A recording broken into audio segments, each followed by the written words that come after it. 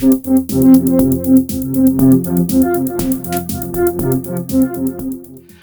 everyone, it's Elizabeth from Elpis Astrology at elpisastrology.com. Thanks for joining me today. So this is my second part of my take on the astrology for April 2024. It's an important month, and I've already done the first part of this. If you would like to listen to the first part of April, including my take on the total new moon eclipse in Aries, please watch my first video. So in this video, I'm going to concentrate on the Uranus Jupiter conjunction and the effects of that and how that rolls into the full moon that will be in Scorpio. This is not an eclipse, but I'm telling you this full moon is also extremely important. And in fact, my prediction is that if we are going to have something explosive and unexpected happen, especially from a mundane standpoint in the general collective, it's going to be towards that full moon in Scorpio. I did do an actual video on the Jupiter conjunct Uranus, and I include all sun signs as well as ascendants. I'll put the link below for those that want to listen to a little more detail.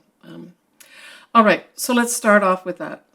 So we're going to be starting off with that Jupiter conjunct Uranus. Now, it does operate, generally speaking, on and off within a couple degrees or even a degree all the month of April. But if we're going to look at exactitude, we're looking at the 20th or 21st of April. And we're looking at the degree point to be just over 21 degrees. But there will be something happening at 22 degrees too that is in relation to the full moon in Scorpio. I'll talk about that in a minute. So what is this talking about? The Jupiter conjunct Uranus, generally speaking, is viewed as a very positive event. Jupiter likes to bring in big benefits. You can almost say that he's like Santa Claus or Father Christmas. He's the greater benefic. He likes to expand everything it touches or he touches. And of course, then we have Uranus, which is unexpected. Bolts coming out from the blue, big turnarounds. But the key here is that big turnarounds can be emphasized in two ways, right? So we could see big benefits coming in for some people, but just as likely, you could also have the opposite happening where there might be some loss of some sort come in unexpectedly as well. We really have to look at where this falls in your chart. I am going to be doing the ascendant and sun signs after I finish this general introduction. Everything's time-stamped, so you can go directly to that chapter if you want to do that and not listen to me. I'm fine with that. Now, if we think about, both these Jupiter and Uranus being in Taurus, we have to remember that Taurus is a fixed sign. It does not like change. And with Uranus introducing not only change, but unexpected change, some of these changes that are coming in may not be necessarily welcome. The other thing is that from a collective level, this could increase things happening on our Earth, literally on our Earth. So this could be earthquakes, volcanoes, that type of thing, shifting of tectonic plates, that sort of thing. This can also bring in unexpected enlightenment. For those that are open to receiving an enlightenment, this could be the time period that happens. And honestly, this is operating all the month of April. It's just, we like to pick the exactitude dates as well. So, for some folks, there may be some great benefits that come in their way. In particular, we're looking at, the money houses, right? So if you're looking for money, do you have this operating in either the second house or that eighth house, right? There's other areas as well. We're also potentially looking at the fifth house and the 11th house. And of course, the first house is always important because it's all about you. Now, Taurus in particular, obviously, is going to be affected. But when we look at the degree points, I would say the orb I would take for having an actual effect would be from 20 to 23 degrees of Taurus. So we're really looking at that tight orb here with regards to something significant happening potentially in your life, right? So that's probably the biggest thing that's happening here in the month besides the eclipse, which I've already covered in my other video. So the next lunation is going to be a full moon, and that's going to be in the opposite sign of Taurus, which is Scorpio. So we have a full moon in Scorpio at 4 Scorpio, 17 minutes on the 23rd of April at 4:49 p.m. Pacific Daylight Time. Now hold that thought. Just prior to that full moon happening, we also have the full moon squaring Pluto at 2 degrees. So remember, the full moon, I've just said, is at just over 4 degrees of Scorpio. So we want to look at the time period just prior to that full moon, when it's at 2 degrees of Scorpio, where there will be an exact square with Pluto.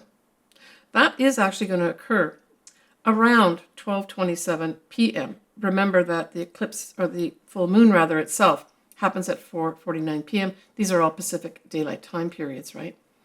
So this is saying to me there's a story here that begins just prior to that full moon. And the story involves the moon squaring Pluto. And so this is a big deal. The moon can represent the people, and Pluto can represent power. So this says to me there is something, I would say, in the collective that's going to be happening with regards to the people and suffering in some way with this whole power thing that's happening, right? So it's almost like I get power being exerted over the people. But this is actually quite significant, this square, as it occurs the same day, just a few hours prior to the full moon actually happening, right? So I would look towards this full moon for some big things happening as well. Now, what happens is this moon, we're still talking about the Scorpio moon, is going to go on then, after squaring Pluto, being a full moon, to oppose the Jupiter conjunct Uranus that I just spoke about in Taurus, because Taurus is opposite to Scorpio, right? And so we're going to have that happen as well. The degree is slightly different. We're looking at 22 degrees, and the actual day we're looking at is the 25th of April, and the time is 3 a.m. And of course, again, these are Pacific Daylight Time periods, right? And so this is another big thing that's going to happen. The moon is opposed to Jupiter and Uranus. Jupiter and Uranus is all about what? Some unexpected thing happening that's going to be kind of blown up. Now, Jupiter on its own can also not only express benefits and represent benefits, but it can also represent foreign things and foreign people. So I see this, and this could occur in any area. I know we've got certain countries that are highlighted right now, but this could also be another country. Talking about something unexpected happening here with regards to the people in a foreign country. And that is going to be happening around the 25th of April. This is with Scorpio involved, and I would say this is like, it's like the scorpion. I look at this part of Scorpio can be different iterations of different animals, right? And the highest, of course, is the phoenix rising from the action, but I see this one as a scorpion. And this scorpion attacking, I think there's going to be some kind of attack going on of the people to some big power here. And this is going to happen around this opposition of that moon to Jupiter and Uranus around the 25th of April. I've earmarked the 3 a.m. mark on Pacific Daylight Time. If you've got this in your personal chart, this could just represent some emotional breakthrough, right? So I've just been speaking more about the collective, but this could also represent an emotional breakthrough for you. Maybe you've been waiting for your whole life. Now, I am going to be discussing next your sun signs and or ascendants, whichever resonates with you, and I'll talk about that whole Jupiter conjunct Uranus, as well as this full moon and the effects in your individual signs, right? So we'll look at that next. So the next day after this opposition with Jupiter and Uranus by the moon, we're going to have Mercury going direct at around 16 degrees of Aries. And that is on the 26th of April. So this is good news. You should really technically wait for it to go out of shadow It really won't go out of shadow until May. I did put it in my previous video, but I'll tell you here, it's the 14th of May that whole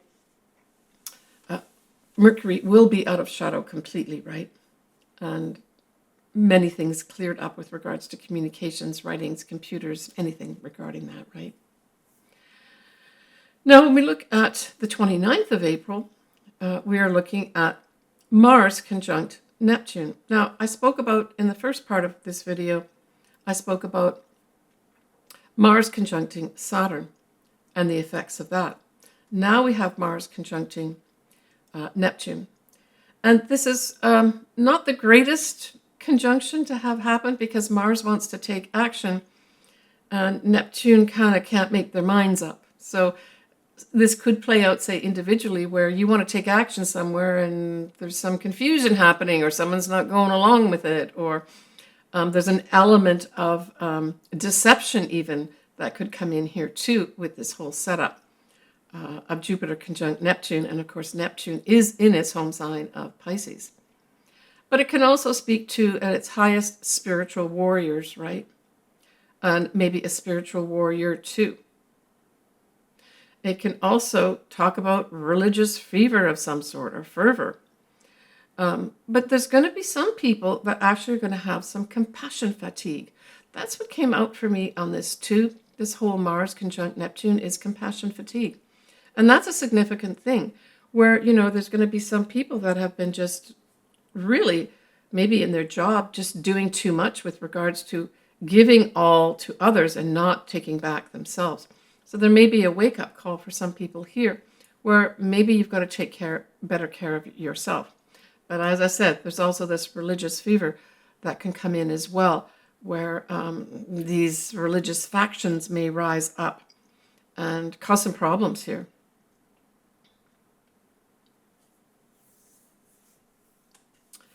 All right, let's take a little peek at May. So in May, I talked about Mercury being out of shadow in May. We're going to have a Venus square Pluto at 2 Taurus and 2 Aquarius. We're going to have a new moon in Taurus as well. So for some Taurians that maybe have some big events happening in April, the actual new start may actually be at that new moon in Taurus. We're going to have a full moon in Sagittarius, and guess what? It's at 2 degrees. And guess what? It's going to be squaring Pluto too. So although it's not as action-packed with regards to being in the eclipse season, we certainly have May that's also going to have some, butting of heads with people in power. And especially with Sagittarius, that full moon, talking about foreign nations, right? All right, folks, my next thing I'm going to do is do your ascendants as well as your sun signs. So Pisces, when we look at this Jupiter conjunct Uranus in Taurus, it forms a sextile to your sign, and it involves your third house. So this certainly sets up, wow, really favorable, unexpected, beneficial communications coming in. The third house is also writing. This could go two ways. You could get an unexpected writing project coming your way. You could also unexpectedly finish, say, something like a writing project, and you can see that this can be published. It does activate by opposition that ninth house of publishing. So there could be a double whammy here where you get the opportunity to get published as a result of people noticing, maybe foreign people, noticing your writing of any sort, right?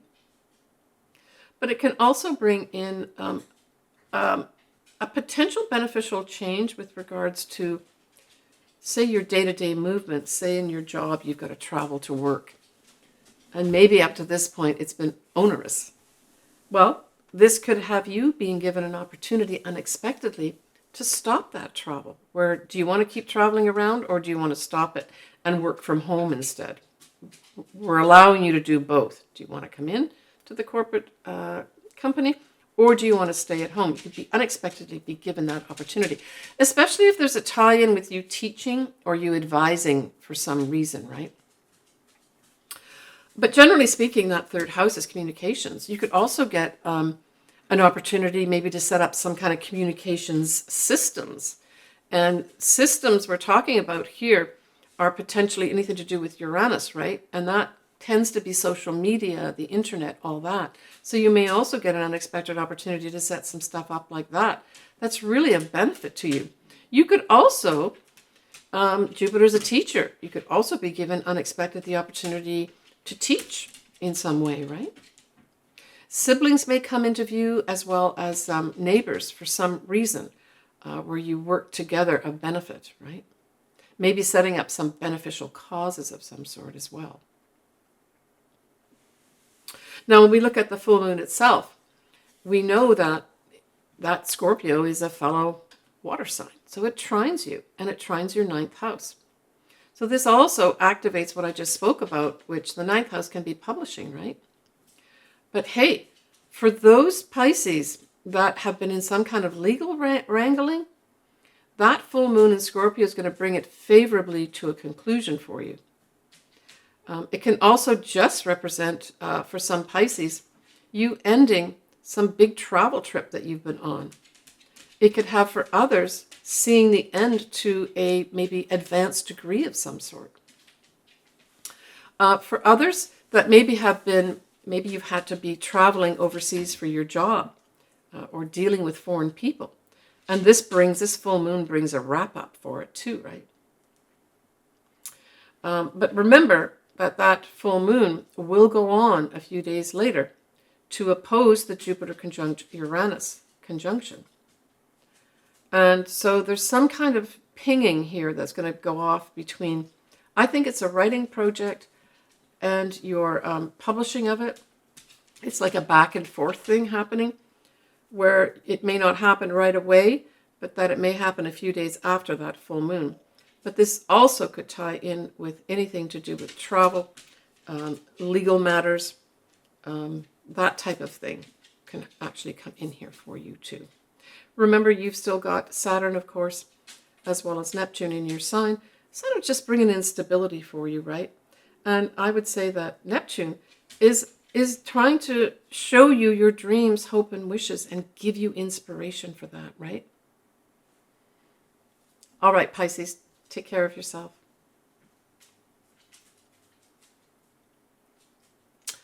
All right, folks, I'm sending everybody a lot of positive energy and